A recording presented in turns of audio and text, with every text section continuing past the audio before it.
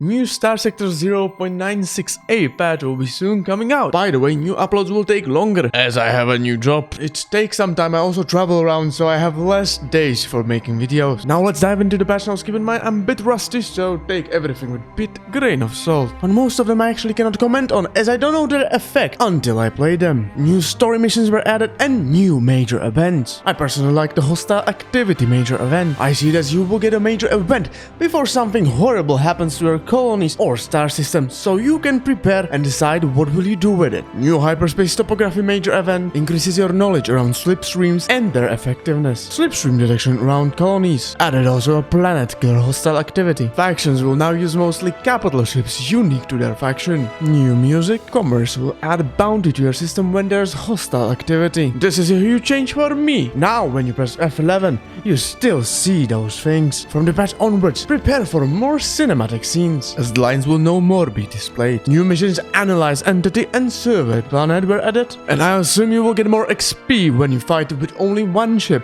against formidable odds. Way stations now pull in small quantity volatiles and transplutonics. New player portraits and new illustration to various planets and situations, very nice. And significantly reduce impact of demos on NPC versus NPC fights, and also to the player. Now for combat changes, well needed option is coming our way. There is an option added to disable whiteout for large ships explosions. Now when the ship is overloaded or venting, raising shields and phasing will be probably faster. It's gonna get buffered in, so it will happen nearly instantaneously. Miscellaneous. The outfit will no longer equip the Flux Disruptor or Flux Coil if you can use more points on Flux or Vents. I have no idea about this. New ships will be added to the game and I cannot wait because some of them look really cool, and it is always very appreciated when new toys come into the game. That thing looks cool as heck. Oh my lord, I have never seen it before. Look at that thing, it's just a new Invictus class. Look how many large slots does it have. Absolutely outrageous. Pegasus midline battleship. I like my midline ships, so this is my kind of thing. Yes indeed.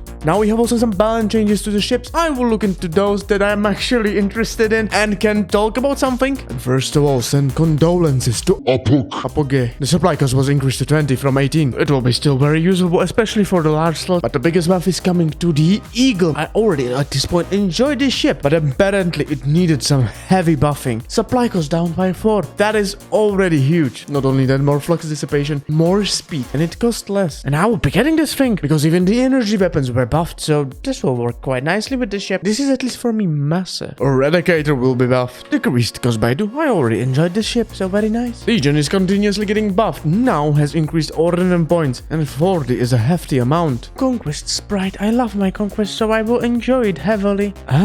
Reserve deployment does this. It will spawn more fighters when you have only one fighter bay. Interesting. Could be really OP. We will also get a new support fighter, Sarisa class support fighter. And now weapons changes. Our favorite Hurricane large missile, again nerfed. And mind you, it was already nerfed beforehand. It was nerfed from 11 to 9. Now from 9 to 7. Damn, it's nearly 40%. But it will be more accurate, at least something. Not like I disagree with the nerf, but damn.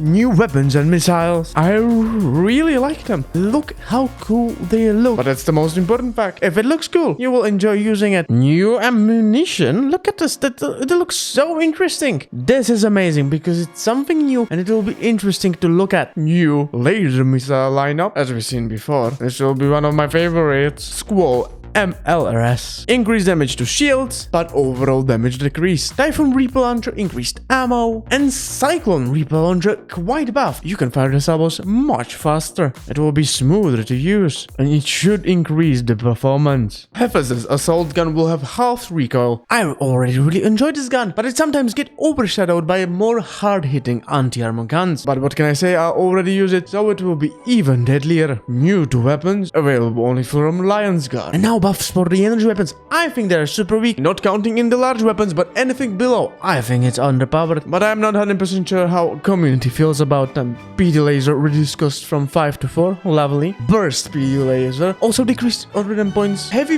burst laser, I wasn't using it ever, but the cost was decreased quite significantly. Also, it now does more damage. Gravity beam will have also increased shield damage, and ion beam will have decreased flux usage. I like this weapon as a suppression one, so pretty cool would change. Pulse laser improved flux efficiency. Mining laser reduced ordnance points cost to 1. I'm a firm believer that you should spend ordnance points lastly on the small weapons. Everything goes first, from large weapons and whole mods. So mining laser costing 1 ordnance point might be a good thing, so you can spam it and use the OP elsewhere. Mining buster was quite heavily changed, and also tactical laser uses less flux. In my opinion, these are good buffs as energy weapons needed them, and stuff like Eagle that was buffed in this patch with buffed energy weapons will be really cool. There will be also quite big changes to the hull mods, especially how they work with story points, how to embed them into the ship. Long story short, building in a hull mod that costs less will usually give you some bonus, and super expensive hull mod you will build in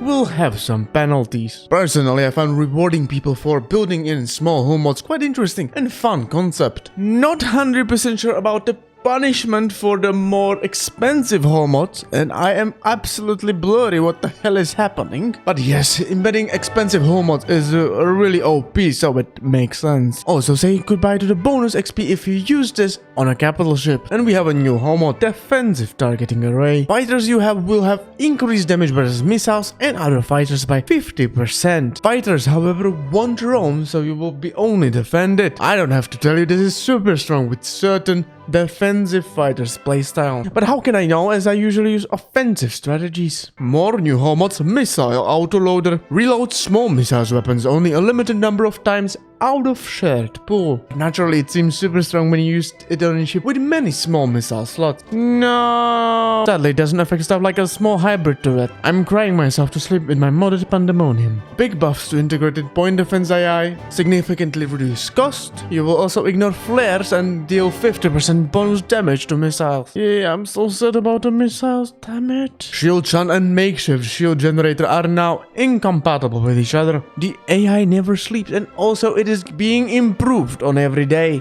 If you are interested in it, what changed, you should read it. But simply said, they will be more deadly, they should be better at dodging mines, and fixed some issues, like some ships refusing to engage when giving the ultimate eliminate order. We are improving the modder's life once again, very good, very lovely, and bunch of bugs fixing. Everything is getting more polished, and we are getting closer to the final product. I'm really looking forward to the new stuff, especially the ships and weapons, but especially because they look cool and they seem to play differently, and the buffs and nerfs will allow us to try new things, and for example stacking all the large missiles with Hurricane. Something should be done with the hyper velocity driver, don't hate me for this. But anyway, this is not the biggest patch, but I'm still looking forward to it, so I can get back to feel of vanilla game, not super modded. And of course next video we'll be continuing with the super modded, and we will have some enormous ships, and even one, not even this one on the screen, will be probably the most OP ships I have ever played with. I hope you enjoyed, and I will see you in the next video.